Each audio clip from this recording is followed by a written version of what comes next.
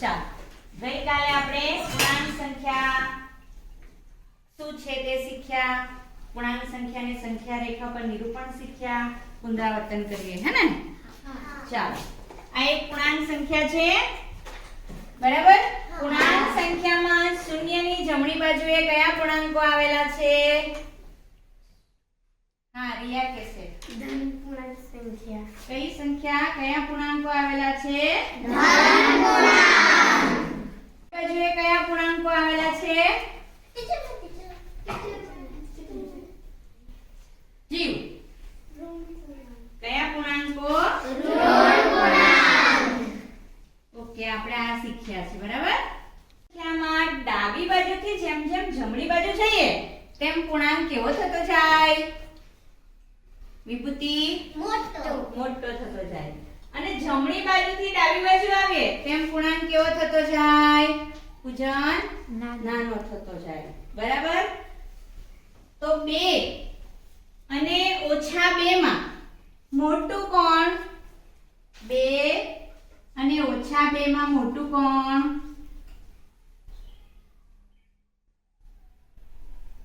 હા, સૃષ્ટિ, ઓછા 2. મોટું કોણ? 2. 2. કોણ મોટું? 2. એટલે શું આવશે? 2 ગુરુત્તમ ઓછા 2. એ આપણે ગઈકાલે શીખી ગયા, બરાબર? આજે આપણે શીખવાના છે પૂર્ણાંક સંખ્યાનો સરવાળો. સંખ્યા રેખાની મદદથી પૂર્ણાંક સંખ્યાનો સરવાળો. રેખાની મદદથી.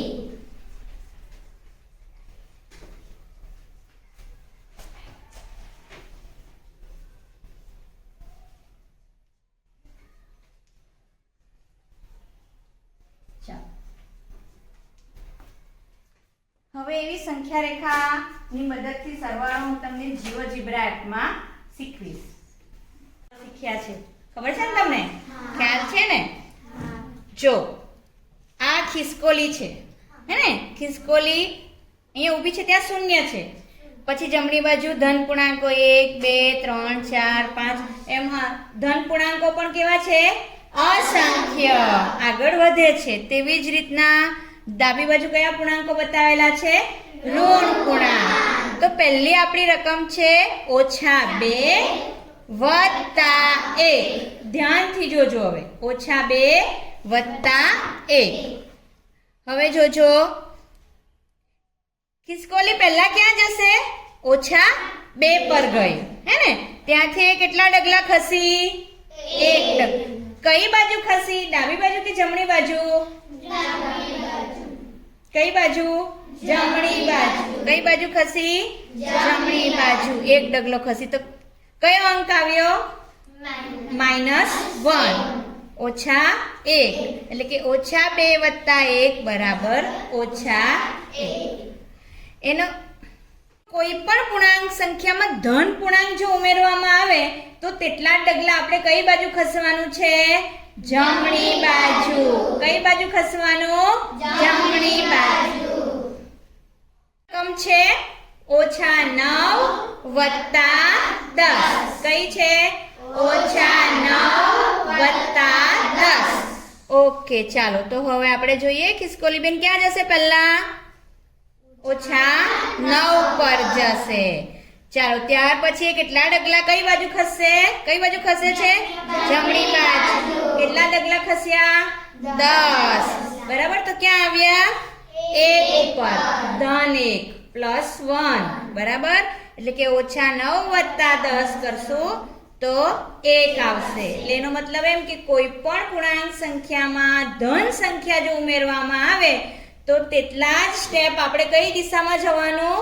જમણી બાજુ આગળ વધવાનું. બરાબર. તેટલા ડગલા. જેમ કે ખિસકોલી બેન 9 પર હતા, બરાબર? તો +10 એટલે કે +10 ઉમેરવાના હતા. તો જમણી બાજુ કેટલા ડગલા ખસ્યા? 10. 1 2 3 4 5 6 7 8 9 અને 10 પર. 10 પર પહોંચ્યા. 10 પર કયો અંક હતો? એ બરાબર એટલે કે સરવાળો ઓછા 9 વત્તા 10 નો સરવાળો કેટલો થશે એ આજે આપણે પૂર્ણાંક સંખ્યાનો સરવાળો આ જીઓજીબ્રા એપની મદદથી શીખ્યા તમને બધાને સમજ પડી ગઈ મજા આવી ટીચર જીઓજીબ્રા બહુ મસ્ત એપ છે એમાં તો ટીચર કેટલી જલ્દી સમજાવી પણ જતું છે અને બહુ મજા પણ આવતી છે આરુષ સમજ પડી તને હા જીઓજીબ્રામાં મજા આવી બધાને ચાલો તો હવે એક રમત દ્વારા તમારે સરવાળો બાદબાકી કરવાનો છે અહીંયા સંખ્યા રેખા દોરી છે મેં કોણ આવશે પહેલા ઓકે ચાલ વિભૂતિ આવ પહેલા દાખલાની રકમ છે -3 + 5 તો શું કરવાનું સૌપ્રથમ સૌપ્રથમ -3 પર જવાનું પછી 5 ડગલા જમણી બાજુ જવાનું 1 2 3 4 5 કેટલા આવ્યા 2 સરસ વેરી ગુડ ચાલો હવે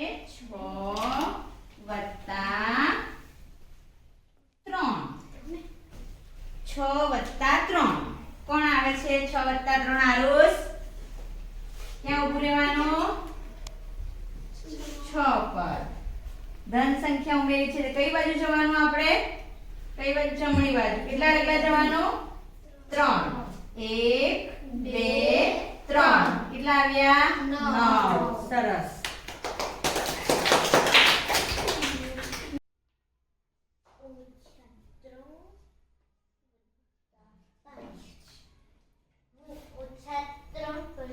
મારા 5 ડગલા જશે 1 2 3 4